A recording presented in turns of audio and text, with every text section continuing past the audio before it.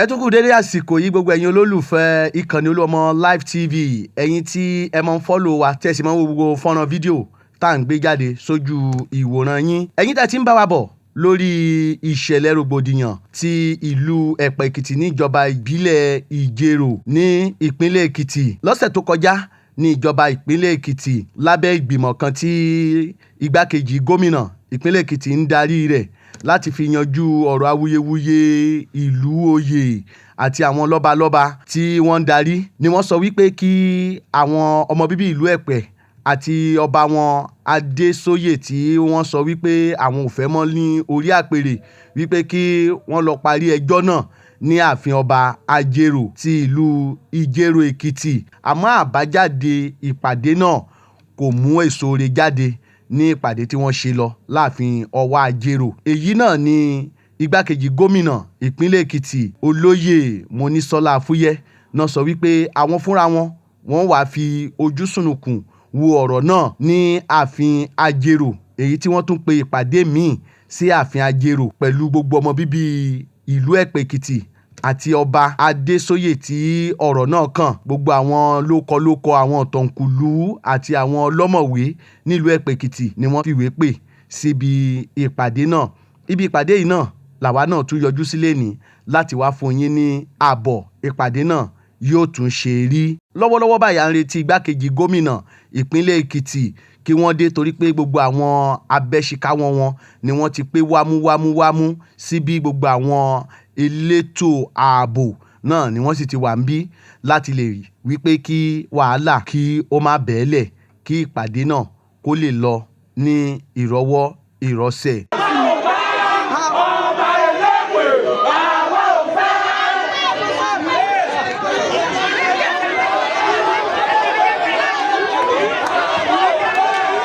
Igbákejì gómìnà ìpínlẹ̀ Ekiti olóyè Monisola Afuye wọ́n ti dé sí ààfin Owa Ajero tìlú Ijero báyìí àwọn náà ni wọ́n sọ̀kalẹ̀ nínú mọ́tò láti máa kí gbogbo àwọn èèyàn tí wọ́n ti wà ń bí kọmíṣánná fún ọ̀rọ̀ oyè jíjẹ àti ìjọba ìbílẹ̀ wọ́n wà ń bí alága ìjọba ìbílẹ̀ Ijero àwọn náà wà ń bí àti gbogbo àwọn lọ́balọ́ba orí adé kọ̀ọ̀kan ní ìjọba ìbílẹ̀ Ijero àwọn náà ti wà níkàlẹ̀ láti kí igbákejì gómìnà káàbọ̀ síbi ìpàdé àlàáfíà láàrin àwọn ọmọ Epe tìlú Epe Ekiti àti kábíyèsí wọn tí wọ́n sọ pé wọ́n ń fẹ́ lórí àpèrè ọba Williams Adésóyè.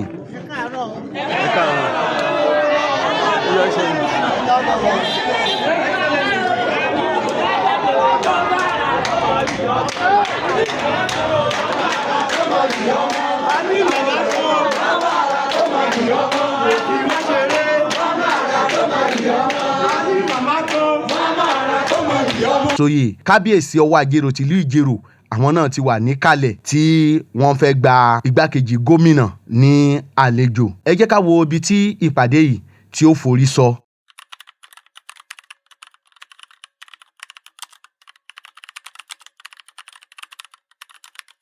A sì dúpẹ́ lọ́wọ́ gbogbo ẹ̀yin tẹ́ ẹ ti subscribe sórí YouTube channel yìí ẹ̀yin tẹ́ máa ń comment tẹ́ máa ń like tẹ́ ẹ máa ń share àwọn videos wa ẹ dákun ẹ bá wa gbọ́wọ́lé subscription button kẹ́ ẹ bá wa subscribe kẹ́ ẹ lè máa ń láǹfààní láti wo àwọn oríṣiríṣi fídíò tá à ń jù sórí àtẹ ìkànnì yìí. Ṣé àpé a ti ṣe meeting ní Adó nígbà kan ó mọ èèyàn Èyéré abí méjì mọ rí hàn àti àbárẹ̀ hàn prof náà wà ń bẹ̀. Nǹkan tí a wá fún 140 ìlú ló wà lÉkìtì tí wàhálà bá fẹ́ wà ní ẹyọ kan tí wọ́n ń pè ìkáwá yìí àkàndùn máa ń mú ẹyọ kan níbẹ̀ tí wọ́n ń pè kété ọ̀rá ní èdè pátápátá so ìdí èyí ni a sọ pé ìlú kan kéré a sọ pé ìlú kan tóbi bẹ́ẹ̀ tí ìjọba wọn a gbọ́dọ̀ gbọ́ wàhálà nílùú kankan òun la ṣe wá ẹ ti bá wa sọ̀rọ̀ nígbà tẹ́ ẹ wá a dẹ̀ ní kẹ́ ẹ padà sí ọ̀dọ̀ kábíyèsí ẹ̀rẹ̀ mọ̀ pé kábíyèsí náà ti pe gbogbo wa. So ìgbà tí kábíyèsí náà tán bírífù wa náà ni àṣeníká wá lẹ́ni káwa bá ara wa sọ̀rọ̀.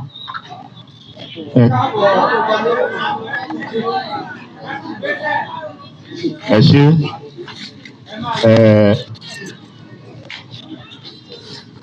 ìlú Ẹ̀pẹ́ Ijero local government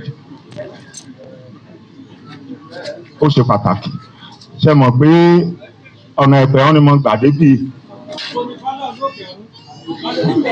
Ṣé mọ̀ pé tí wàhálà bá wà ńbẹ̀, bóyá Arárọ̀mí ni wàhálà wà tàbí Ẹ̀pẹ́ tàbí Ìrókòrá, ṣé mọ̀ pé wọ́n lè mọ rojú ráyè sọ̀nà yẹn. Tí wàhálà bá wà nílùú kan, ìdàgbàsókè ó máa ń jìnnà sí wọn. Ìlú kan wà l'Ékìtì yìí o, year 2000 náà ti ní ọba wọn kú ní year 2000, ẹ̀ ń pé ó di 26 years ago. Wàhálà gbọ́n mi sí omi òtó wọn lọ́ba. Nǹkan bí oṣù kẹrin ọdún tó kọjá wọ́n kóra wọn wá. Wọ́n wá bẹ ìjọba ká fún wọn lọ́ba. A dẹ̀ sọ fún wọn pé ìjọba ò kì í fún ìlú ní ọba, ìlú ló máa ń yan ọba. Wọ́n bá ti yan ẹni tó ń yàn, wọ́n á fi orúkọ ẹ̀ àti gbogbo bọ́n ṣe wọ́n á sẹ́ǹdì ẹ̀ síjọba. Ìjọba á dẹ̀ wò ó fínífíní. Tó a ní kán padà sílé, àyè pé èrò ọ̀ra rẹ̀ rò. Èrò ọ̀hún náà ìlú yọ o, ọ̀nà ò débẹ̀ láti gbà yẹ. Wọ́n ṣọ̀nà wọn, kò sí nǹkan tó ń ṣe fún wọn. Because lẹ́nu iṣẹ́ tó ń yàn mí as commissioner yìí, mo ti rí 5 instances tí kábíyèsí àti àwọn ọba Ijero local government tán ti lọ sọ́dọ̀ gómìnà. Adelé ò lè ní opportunity láti lọ sọ́dọ̀ gómìnà. Ìyẹn wa láti Aramọ̀kọ débí Ìkọgòsì ní kábíyèsí Ajero tó kó àwọn èèyàn lọ lẹ́yìn ọ̀sẹ̀ kejì ni wọ́n ti ọ̀dọ̀ gómìnà dé ni gómìnà nìkan máa ṣe iṣẹ́ yẹn. So òun ló ṣiṣẹ́ pàtàkì pé kí ìlú kó ṣètò, kí ọba kó wà nílùú. Fẹ́ràn pé nígbà yẹn náà tẹ wá sádó ṣe la bẹ̀yìn pé báyìí rárẹ́ mọ́jà wọ́n lè rí ajámọ́ rẹ̀ àrùn àtẹrun àyíjà wọ́n lè parí rẹ̀. So òun la ṣe wá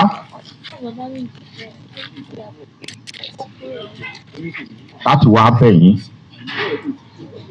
bí gómìnà ọlọ́lá wa ó gbé deputy governor nídìí. Ó rí à ká tó lọ sílùú láti lọ parí wàhálà tó wà ń bẹ̀. Bẹ́ẹ̀ pé nígbà tẹ́ ẹ wáyẹ ẹ̀pọ̀ tó lè yí o. Ẹ̀tì òun la ṣe wá. Ìyá wa deputy governor wa á bá wa sọ̀rọ̀. Ẹ̀gbẹ́ ọmọ ọba làwọn náà tó bá yẹ pé ọkùnrin ni wọ́n á jọba. So wọ́n mọ gbogbo ọgbọ́n tí wọ́n ń lò nílé ọba. Palace náà bí wọn sí, so wọ́n á bá wa sọ̀rọ̀. So Olúwa á ràn wá lọ́wọ́. kábíyèsí àgbógbòmọ̀jà, kábíyèsí o, gbogbo ẹ̀yin bàbá wa olóyè ẹ kú wájú o, ẹ kú ìtúlùṣe, ẹ̀yin ìyàwó olóyè ẹ kú dìde o, gbogbo ẹ̀yin èèyàn wa ẹ káàsán o, ẹ ṣé ẹ má tí ì sàmí. The two PS, thanks for joining us, the commissioner, the Ekiti government chairman, and all officials that are here, gentlemen of the press.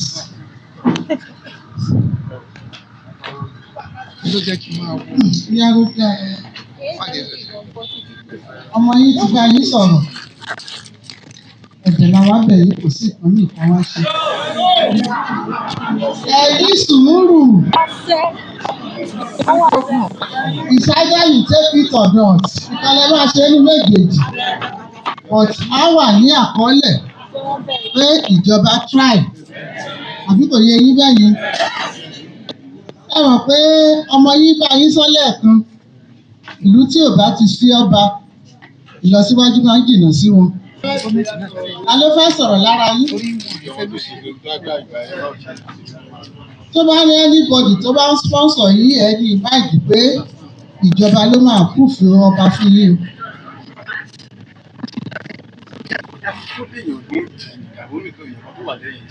Ìyẹn kan sọ̀rọ̀ ń bílẹ̀ kan wọ́n láyé àtijọ́ nípa owó ìpẹ́jù nípa ìpànìyàn.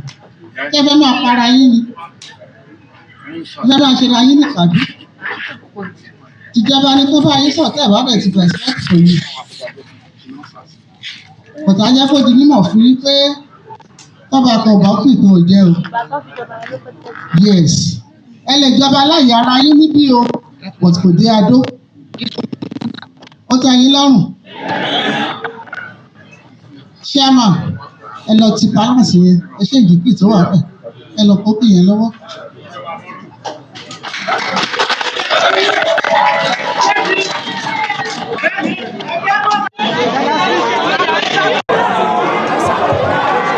Hello, ẹgbẹ́ ilé ìjọba tó máa lọ ẹlẹ́dẹ̀ẹ́ ọ̀gá.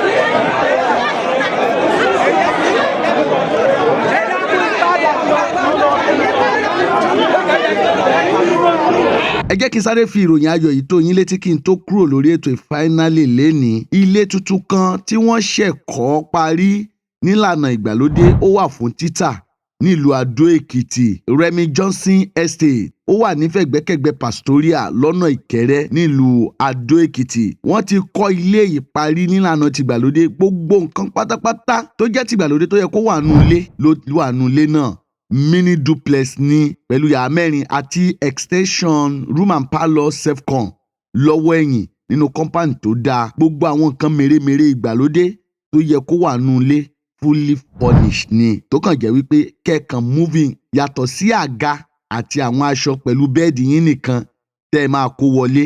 Wọ́n kọ́ ilé yìí fún gbígbé àti fún commercial. Ẹ lè máa fi ṣe service apartment tàbí hòtẹ́ẹ̀lì tàbí hospital tàbí ohunkóhun tẹ́ ẹ bá fẹ́ lò fún ẹ tún lè gbé. Eléyìí tẹ́ fi máa ń kó owó fáwọn èèyàn wípé kán bá yín kọ́lé tó sì jẹ́ pé wọ́n máa lù yín jìbìtì. Ready made nílé yìí wọ́n ti kọ́ síbẹ̀ ní àyíká tó dáa. Fún àlàyé lẹ́kùnrẹ́rẹ́ lórí ọ̀rọ̀ ilé yìí tẹ́ bá nífẹ̀ẹ́ láti rà 0703 105 1831 nọ́mbà tẹ́ pè sí nìyẹn 070 3105 1831 tàbí 081 34 111 375 081 34 111 375.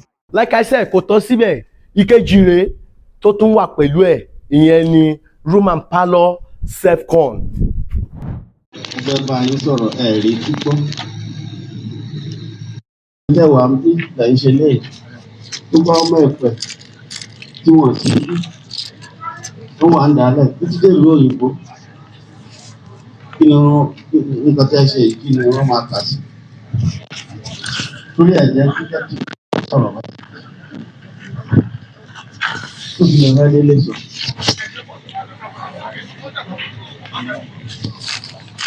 Ohun tí ó wà lẹ̀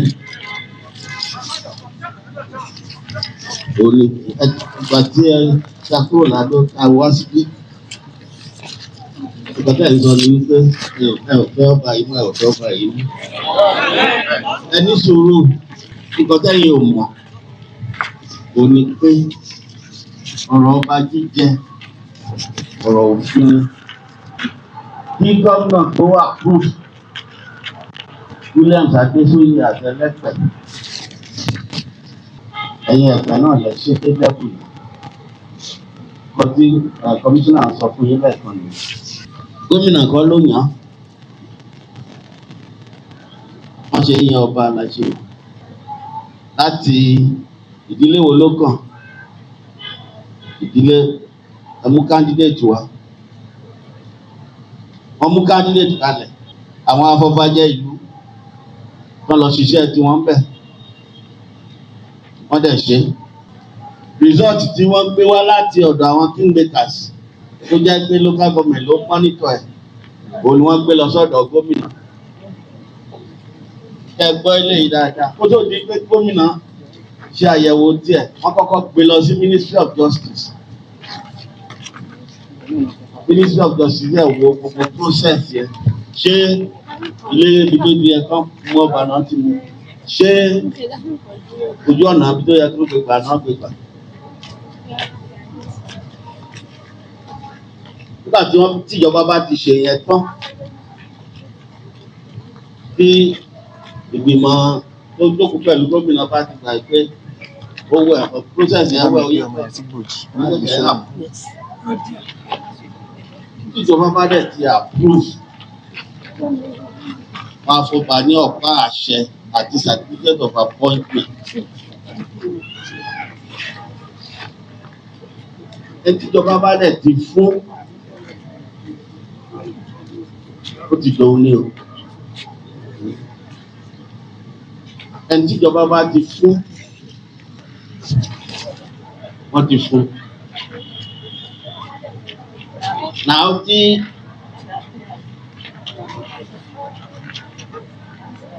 anything bá ṣẹlẹ̀ tí wọ́n lè remove ọba yes.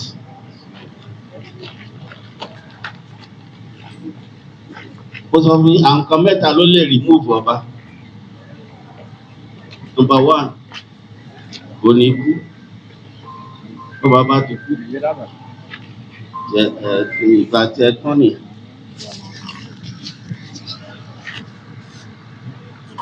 Ẹ̀tọ́ sẹ́nu yín báyìí tó lè sọ pé kí ilé ẹlẹ́kọ̀ọ́ àti ìdíje kó.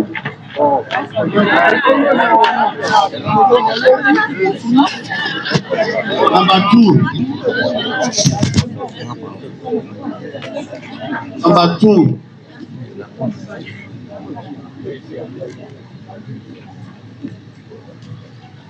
Ìjọba lè remove ọba.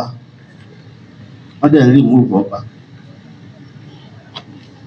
Ọba tó tíjọba bá rí wípé ní tó ń ṣe pé kò tọ́nà pé kò bá òfin mu ẹgbẹ́ ó dẹ̀ léwu fáwọn ìlú ẹ̀.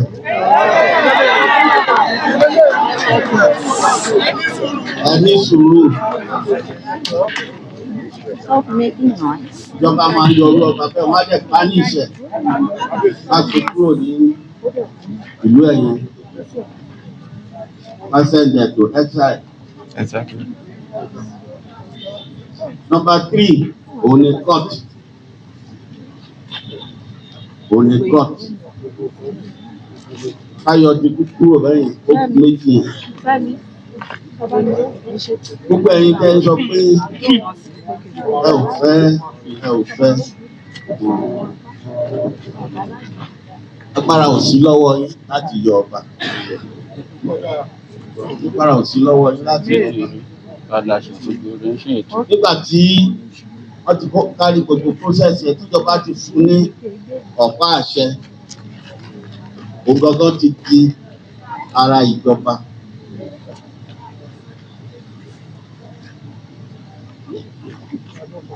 Nǹkan tí ẹ mọ̀ ni wípé irú ẹni tó ti dé level yẹn, ọba tó ti dé level yẹn,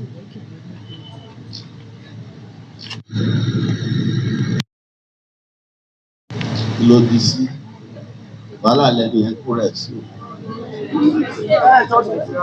Ẹ fetí sílẹ̀. Jẹ́ sọ̀rọ̀. Irú ààfin yẹn ẹnikẹ́ni ò lè tilẹ̀ kúrò bá bẹ́ẹ̀ o.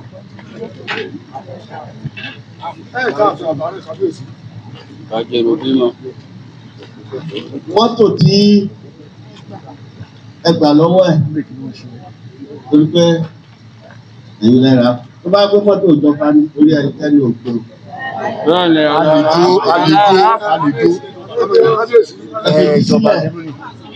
àlàáfíà la fẹ́ fún ìlú yín tó ẹ fi kí sílẹ̀.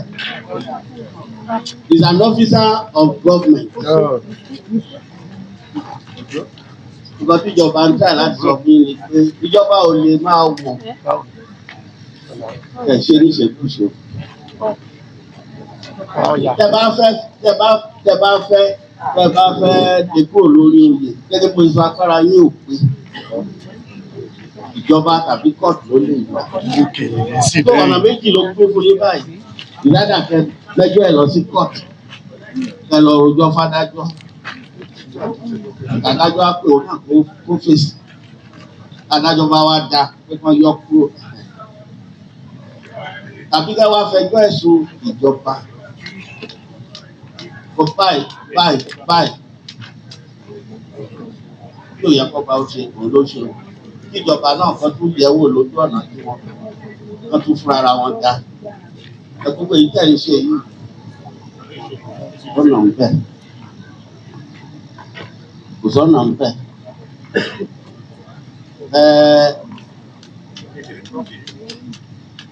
Gómìnà àwọn olóṣèlú ẹ̀yìn náà rí bí wọ́n ṣe ń wọ ipò gbogbo nǹkan ilé ní prósẹ̀sì díẹ̀. Ẹ tó bá dẹ̀ ti wà ń bẹ̀, ó ti wà ń bẹ̀. Ẹ tí ó bá ti wà ń bẹ̀ tíjọba bá ti dìmú, wọ́n dìmú nìyẹn. Ìjọba ò lè di nǹkan mú kẹ tètè dàgbà ọwọ́ ìjọba ló fi síbẹ̀ bẹ́ẹ̀ ẹ̀yin fúnra ilẹ̀ kárí prósẹ̀sì ẹ̀ dé lẹ́bù tíjọba ṣe ti mú gẹ́gẹ́ bí ẹlẹ́pà tí ò ẹ̀ lè títẹ̀ anyhow. Ìjọba ò lè máa wò yín. Ìjọba ò lè máa wò yín kẹ́ da ìlú yín rú. Ìjọba ò lè máa wò yín kẹ́ máa fa wàhálà nílùú. Àwọn kan tẹ́ láti tọ́ka sí rẹ̀. Ẹ̀kájẹ̀ wá sọ̀rọ̀ yìí. Àtijọ́ tá a ti wà lórí ọ̀rọ̀ yìí.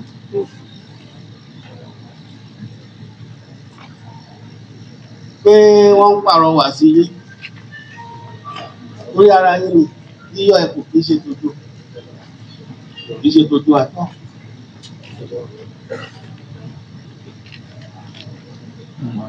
Àwọn mobile wọ́n wá sí Ẹ̀pẹ́. Èmi àtàwọn ọba ìgbèrò local government àwa sẹ́pẹ̀. A tún ti lọ sáájú àti lọ sí gbogbo ẹ̀.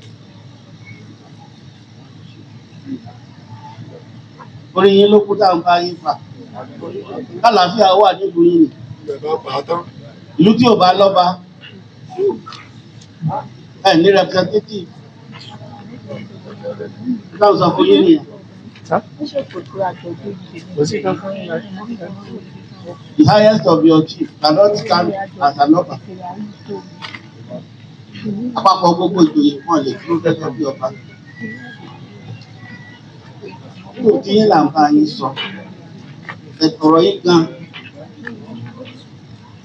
láti jọ wà lẹ́nu ẹ̀.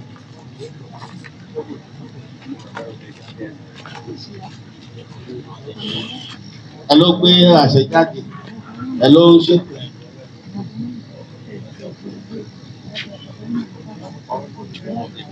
Mo sọ mo ní gbogbo yẹn torí pé ọ̀rọ̀ ti bá ọ̀rọ̀ nílẹ̀ ni torí gbogbo ẹ̀ lájijọ́ mọ̀ ọ̀rọ̀ ilẹ̀ oko ọba ó wà ń bẹ̀ ọ̀rọ̀ ọba ṣe jóye kan ó wà ń bẹ̀ tó yẹ àrónì ó wà ń bẹ̀.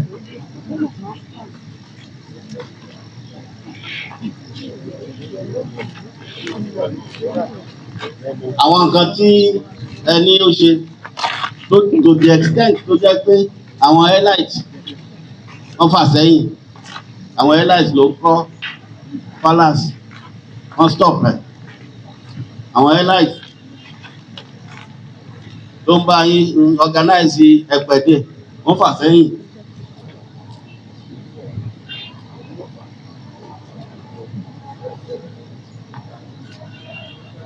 Ara ẹ̀sùn tẹ́ fi ń kan ni pé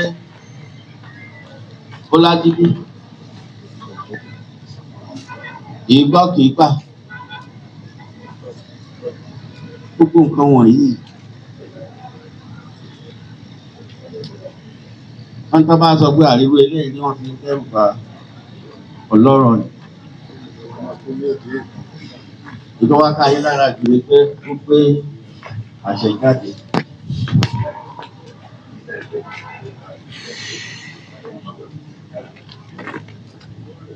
Òfúra rẹ̀ ti rí aláìsínísì àmì stéèsì ló ṣe.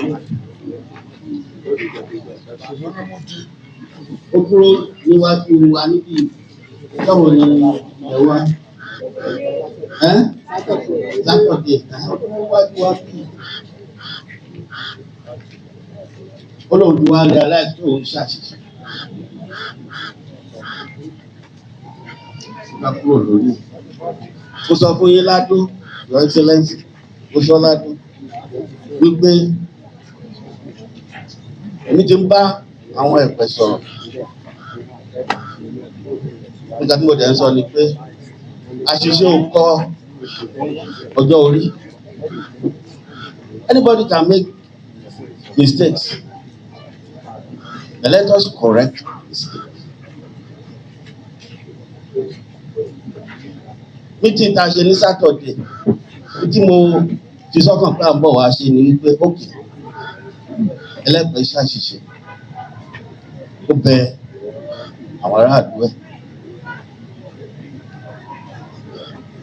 Èmi gan wọ́ndà ẹ̀ pé meeting tó pè fúnra rẹ̀ ló pe meeting yẹn tó pe gbogbo grace gbogbo àwọn èèyàn síbẹ̀.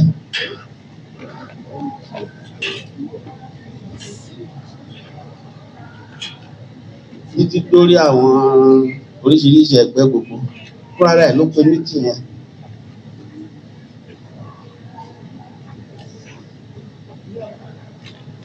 Ó dẹ̀ débẹ̀ ó gbé àṣẹ jáde for what? Kí ni ìtumọ̀ yẹn? Kí ló fẹ́ sọ gẹ́gẹ́ bí ọba tó lè sọ pẹ̀lú àṣẹ tí ìjọba ti fún ẹ tí ìlú ti fún ẹ? Òun náà ti realize nísìnyí pé mistake ńlá ló ń ṣe. Ẹ ti sọ gbọmọgbọmọgbọmọ pé aṣọ funfun ló wà lára kìíní ẹ̀ ń gbà tán pé fún bó láṣọ pupa ti wọ̀ another round of mistake.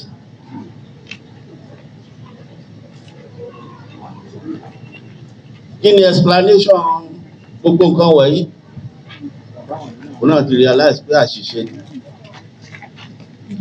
Tó kẹ́ tí mo fẹ́ ká ṣe ní Saturday yẹn ni pé ókè ó ti ṣe àṣemáṣe. Kí ni ọjọ́ orí ẹ̀? Gbà olóyìn lórí throne. Àṣìṣe ò tiẹ̀ kọ ọjọ́ orí kò kọ ọgbọ́n.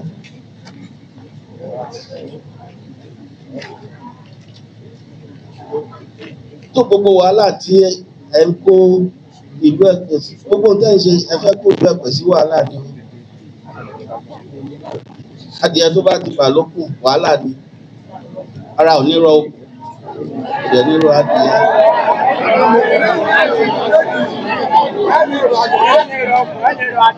Ẹ̀kọ́ sílẹ̀.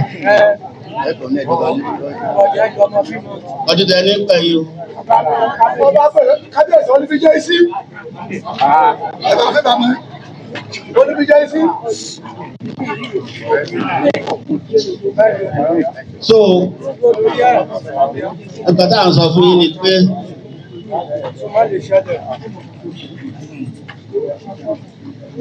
máa bẹ àìsílẹ̀sì ẹ má bínú.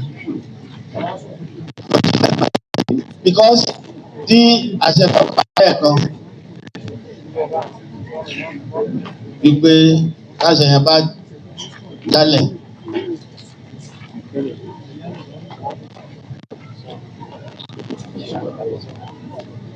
tí ẹ jẹ́ kí ẹlẹ́pẹ̀ kó perform ẹ fètò yín sílẹ̀ ó ṣàlàyé fún yín ni.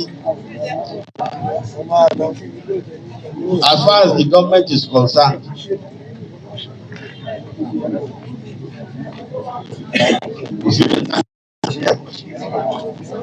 ẹlẹ́pẹ̀ wà. Tẹ́ ẹ bá jẹ́ kó ṣe iṣẹ́,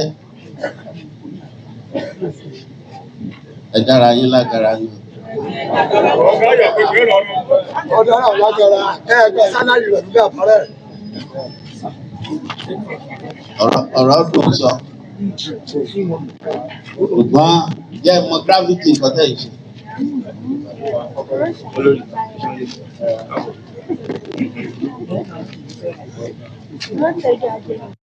Ṣé ìjọba bá yín sọ̀rọ̀?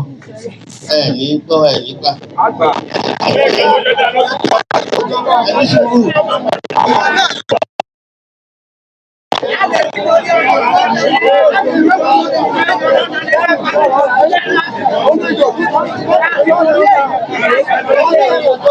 Ọjọ́ kẹ́ni kò já.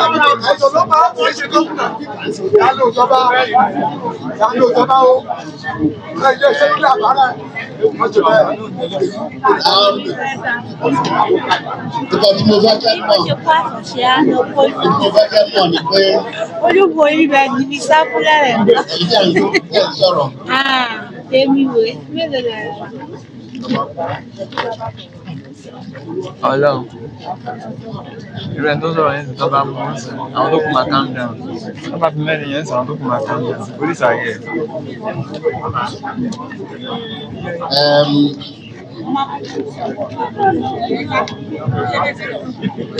Jẹ́ rí nǹkan tí ó wà mẹ́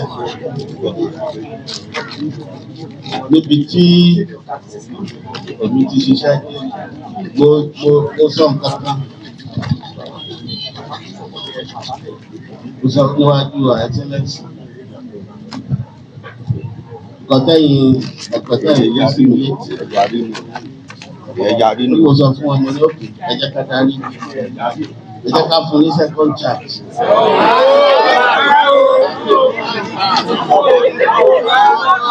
Nǹkan tí àwọn tó rí sílẹ̀kù níbẹ̀ wọ́n sọ fún mi ṣe wípé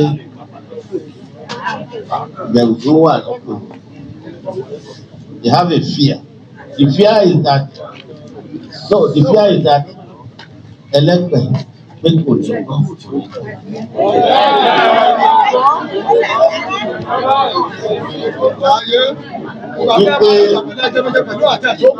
Wípé tá a bá dá padà sílẹ̀ báyìí, padà sórí tróònù ẹ̀ pé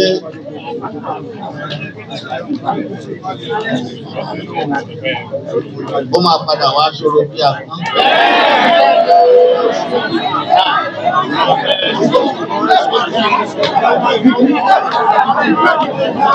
Wípé àwọn àdàbí Ṣẹ̀rí pé wọ́n ti ń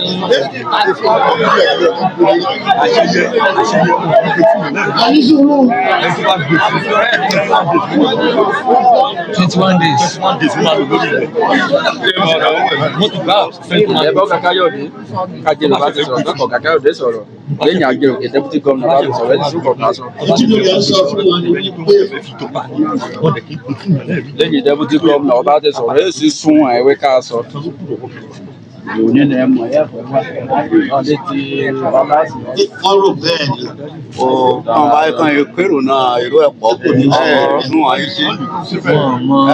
Wọ́n ìpàkóso tí wọ́n fi wọ́n sílẹ̀. Tí ó ní ìlú sọ́mọ́ mọ̀ lójú ní ìlú ọ̀nà tí wọ́n fi lé. Ní gbogbo ìlú. Ṣèbó pé Kàjèrò mọ bó ṣe lọ, ṣèbó ní kí sá padà ká padà. Ṣèbó mọ ẹ̀fọ́ léṣe.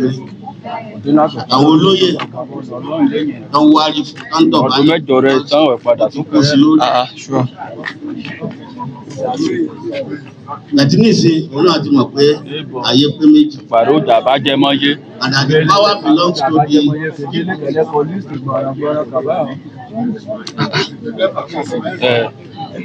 Gbogbo àwọn mistakes of the èyí tó ti ṣe. Fẹ́mi. Jẹ́ ká gbà wọ́n pé ìgbà ìmọ̀ nìyẹn. Ṣé ìyá àlejò ẹ̀mọ́ kéèkì fẹ́ẹ́ tó mọ̀ níbi. Ṣé torí tí ẹnìkan ló ṣe ń sọ̀rọ̀ torí tí ìlú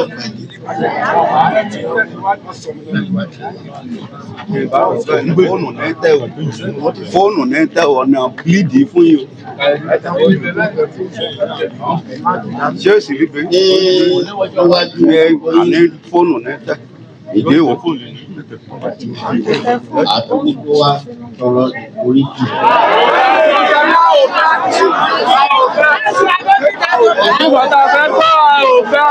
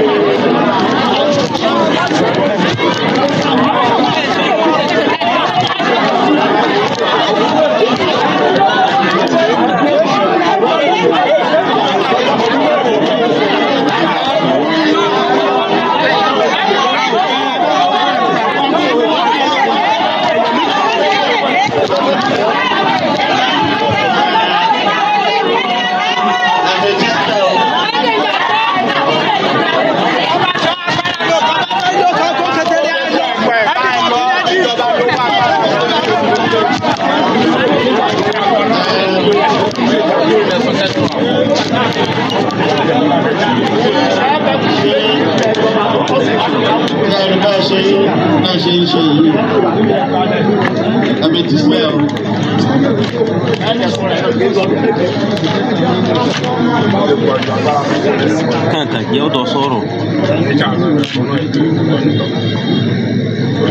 Next one, I gave you 7 years.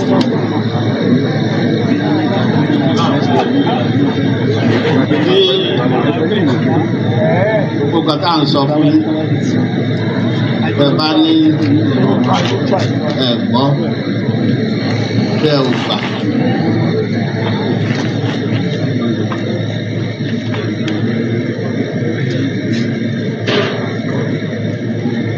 Wá bí ilẹ̀ sí ti lérò. Ìjọba fi ilẹ̀ sí ti lérò.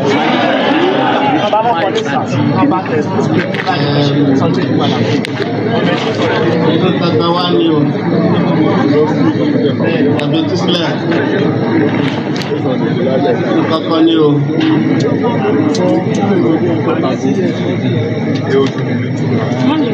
Àtúrí píjẹ yìí pé Ẹlẹ́pẹ̀ is an officer of government. So, àtòun, àtẹ̀bí ẹ̀, àtìlé ẹ̀, àti gbogbo properties ẹ̀, nígbàkan gbọ́dọ̀ ṣe o. Gbogbo ẹ̀yin ọmọ Ẹ̀pẹ̀ tó wà níbí. Màá fẹ́ ká ṣe kìnní kan. Gbogbo wa ọ̀pọ̀lọpọ̀ ló ti dìde dúró tẹ́lẹ̀. Ẹ jọ̀ọ́ àti olóyè wa àti ẹni tí ò lóyè ẹ dìde. Yá ẹ bá mi dìde. Bẹ̀rẹ̀ láti ẹ̀dọ̀ ìyá wa. Her Excellency Ekiti Governor of Ekiti State.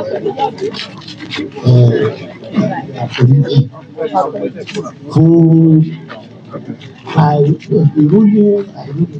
ìwé tá a ṣe kọ́ ṣe tá a ń bínú kò sẹ́ni tí ọ̀rọ̀ yìí lè ṣẹlẹ̀ sí kó bá bínú ṣùgbọ́n mo fẹ́ kẹ́ sọ fún wọn pé ẹ má bínú mọ́.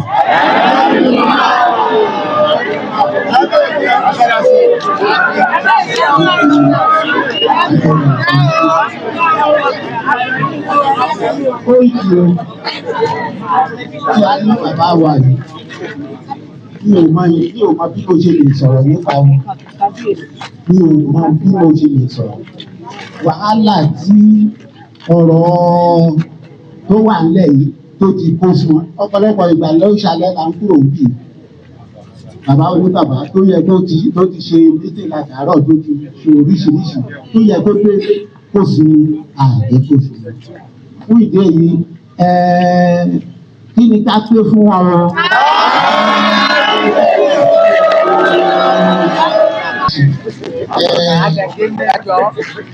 Your Excellency, mo fẹ́ kẹ́ ẹ mọ̀ kí ẹ ní gbogbo wa dá wà ní kò sí lóde tí wọ́n wà o gbogbo wa ló lè kàtà àwọn ṣe ó lè yàtọ̀ síra o nǹkan tó wà nínú mi tí mo gbé wá lè jẹ́ pé ó lè dàrú kó dàrú àwọn kan wà níbi tó jẹ́ pé nǹkan tó wà nínú wọn ni pé kí nǹkan ó lọ létò á fẹ́ tí ẹ mọ̀ pé Ẹlẹ́pẹ̀ ó ti kọjá wẹ́rẹ́wẹ́rẹ́ mi ò wá sádó ṣùgbọ́n wọ́n kíyìn fún mi wọ́n lẹ́yìn gan-an ẹ sọ pé ó ti rìn dènà ó tọ́ lọ́rọ̀ yìí o ti ẹ̀ kúrò rárá nípa ẹ̀ ó ti rìn dènà nǹkan tá à ń béèrè lọ́wọ́ ẹ̀ kò dáhùn nǹkan tó fa ìjókòó yìí rẹ̀ ká ní pé a ti béèrè kí lè lóye lè lóye bí lè lóye ọ̀rọ̀ yìí a ti yanjú kábíyèsí ọ̀pọ̀lọpọ̀ ìgbà la wà ń bí pẹ̀lú yín ẹ béèrè ọ̀rọ̀ lọ́wọ́ ẹ̀ kò ní dáhùn tó bá máa dáhùn bíbí ló ń lọ o akọ̀dọ̀ báyìí alọ̀ báyìí so that by the time he comes back here ẹ ti gbàgbé nǹkan tó ń sọ. He is a strategy. He knows how to mix things together to confuse human beings. Ìyẹn ti ẹ̀yìn dáa àwọn bí níjẹjọ kábíyèsí ẹ rí wọn pé ọba oníkún nígbà tó fẹ́ bá yín sọ̀rọ̀ ó dìde ìjẹ́gbà tẹ́lẹ̀pẹ̀ fẹ́ bá yín sọ̀rọ̀ ó dìde. Ìgbéraga ni.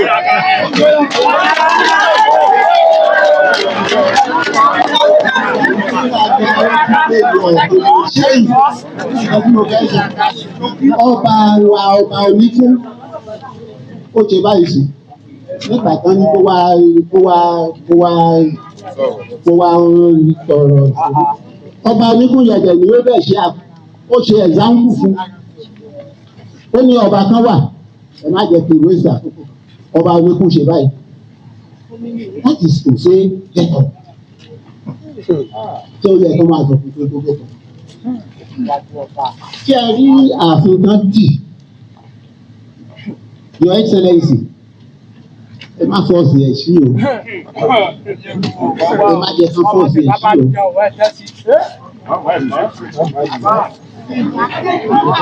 Most will not feel another thing. Ẹ má jẹ́ kán sí o.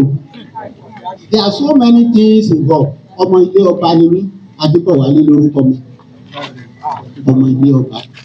Ṣùgbọ́n mi ò fi bẹ́ẹ̀ fara mọ́ dédé tí mo mọ gbogbo ìtàn tó ń sọ fún mi wọ̀nyí láì mi ò mọ̀.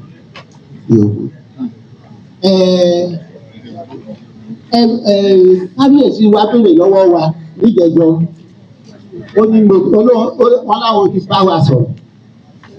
Wọ́n ti bá wa sọ̀rọ̀ pé ká lọ sí ká kéèrò ara bí apá. Kàtẹ́ ìbéèrè kí ni ánsà tẹ́ gẹ́ẹ̀tì? Wọ́n ní kò sí ìkankan o. This is Ọba that can, you've offended people. Why can't you come out? Why can't you tell your people? O lè sọ fún àwọn ẹgbẹ́ àwọn ilé ẹ gbà tó tiẹ̀ jẹ́ pé ilé náà ó ti lé wọn dànù. Kò ní lé ó láwọn èèyàn gidi o. Permanent secretary rank tó wà lé wọn o. Wọ́n ti tà wọ́n lò. Yes, family ẹ̀ tó mo rẹ́jọ kan. Ó láwọn pọ̀ jù bẹ́ẹ̀ rẹ̀ nìkan tí mo mọ̀ ó wà níbẹ̀. So kí ló ṣe kò jáde síta? Mi ò kì í ṣòṣèlú ni yín mà. Ẹ máa ń jáde òwúlẹ̀ ń rìn. Ẹ lọ bá ilé olóògùn. Ìyá kan rẹ́rìn bó ṣe rí nìyẹn ọpọlọ rí olóṣèlú oṣù ooru rí.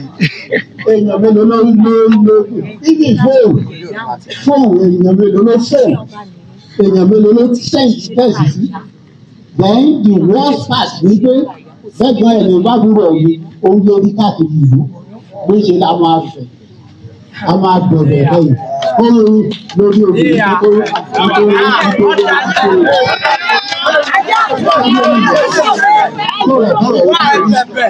Oníṣẹ́ ló máa bẹ̀rẹ̀. Ẹ máa bẹ̀rẹ̀ ká tó dé bí òun. Táwọn tó dé wá síbẹ̀ kí lórí. Bí láṣọ títí lè ní kábíyèsí ẹ̀jọ̀ ẹ bá mi lo bẹ́ẹ̀ ni mo bá sọ̀rọ̀ dá. Ọjọ́ wo ló ń sọ fún mi pé aṣọ tá a ti ẹ̀ ń sọ̀rọ̀ lé lórí ìdí tí mo fi ṣe nìyí, ìdí tí mo fi sọ aṣọ funfun ní pupa nìyí.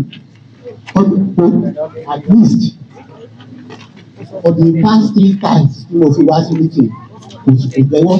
Bẹ́ẹ̀ bá béèrè lọ́wọ́ ẹ̀ á kàn lọ báyà a tún fọkàn a tún padà dé. Òun gan fúnra ẹ̀ ní ọ̀tá ara ẹ̀ kò lọ́gà. Ẹ jẹ́ kí n sọ fún yín, ṣé ẹ mọ̀ pé ẹlẹ́pẹ̀ yìí nígbà tó ń jà lérí oko a rí pé oko yẹ òòrùn kí ló rí ń bẹ̀ gá ọ̀pẹ tó ti gbogbo ọ̀pẹ tó ti ìtòrò òun ló jà sí. We call him ní sùúrù ilẹ̀ tó ń jà fún is around 800 acres. A yọ 200 acres lára ilẹ̀ yẹn. Afúnra wa gbẹ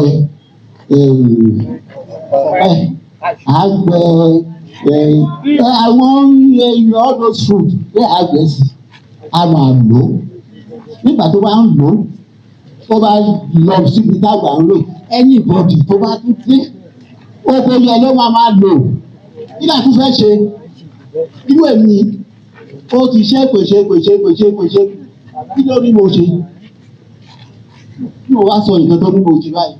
Ẹ̀rẹ́ mi ò fẹ́ waste àkókò mi. There are so many other things. Ṣùgbọ́n ní nǹkan tẹ́pẹ́ wá sọ ní pé ní ìsinmi tó ti tójú ẹ̀ eléyìí tó àṣẹ tó gbé ní ìsinmi. Níbi yóò mọ àwọn tó mọ̀ nípa ẹ̀ àwọn ló ní ìsọ̀rọ̀ nípa ìlú òkè ṣáájú ìlú ìmọ̀ ìkankan nípa traditional or this thing. I'm not used to it. So a ní ẹni náà tó lè bá ọmọkùnrin sọ̀rọ̀ ó gbọ́ mi ò mọ̀ o. Sorry, is the chairman of the local committee here? Hey, bàbá mi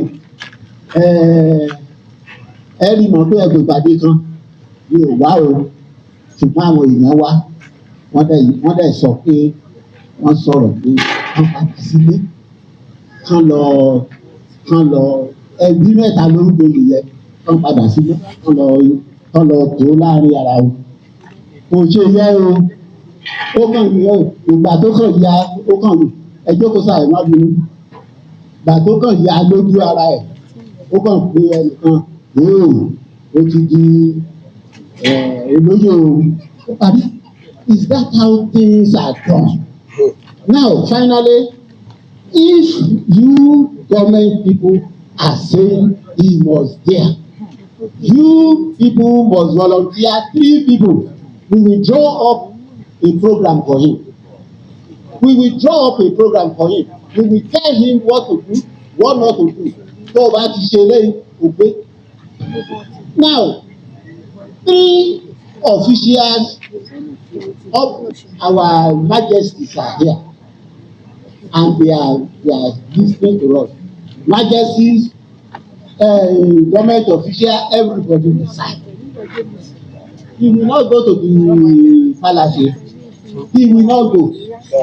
He will, when he sign, he will look for when they employ me in my office. They say, before they can even allow me to enjoy the medical, I must stay for 6 months. Some people 1 year. So we will give him here. Maybe 2 years, we will be watching him. Yes. If he misbehave by that time, we fire him. But meanwhile, he will not be allowed to go to Wahala.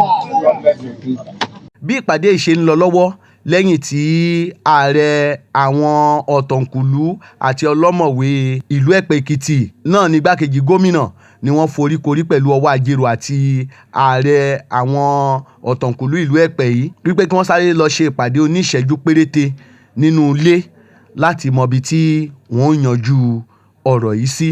Ibi tí bàbá Alabi ojú bàbá Alabi president tó fọ̀nà sí bẹ́ẹ̀ náà ni gbogbo wa láìpẹ́ ká tọ̀. Yẹn ni pé ẹ̀kọ́ gbígbóná ó fẹ́ sùúrù wípé ìjọba gbà pé kẹ́ padà sílé Aafin bí kábíyèsí má ti lọ síbẹ̀ bí tí wọ́n fọ̀nà sí wípé wọ́n fi sí probation adé lọ wọ́n á ṣe code of conduct bẹ́ẹ̀ ọ̀nà rí bí ló kó dúró sí adé máa wọ́ọ̀chẹ̀ tó agbára Ọlọ́run ìlú Epe á wà lálàáfíà ìlú Epe á tòrò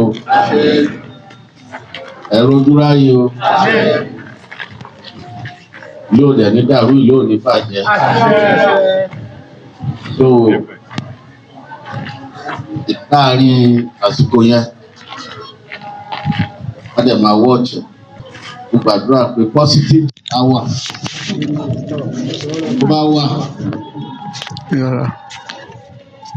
Wà Ijero.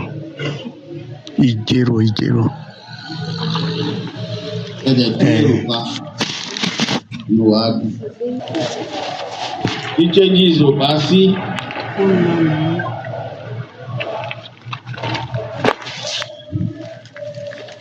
A jẹ́ pé ìzọ̀nìzò lágbára Ọlọ́run changes tó dá á wà.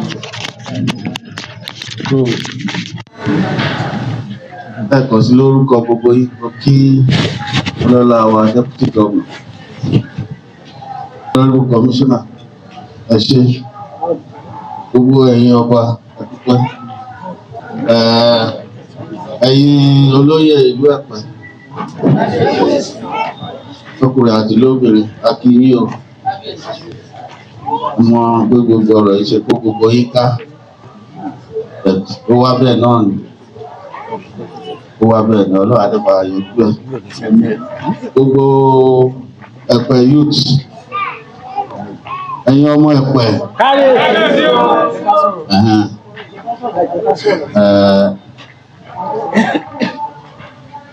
gbogbo yín lẹ mọ̀ wípé kódà là ń fẹ́ I love you ẹ mọ̀ pé mo fẹ́ràn yín.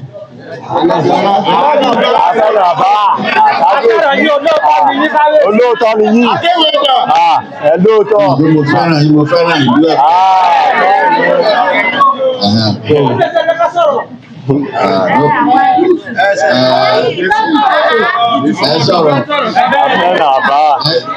ẹ sọ̀rọ̀ nǹkan tí afọ̀hùnsí nílé ni pé nínú ilé yẹn ni pé a lè sọ gbogbo ọ̀rọ̀ ń bí ilé ní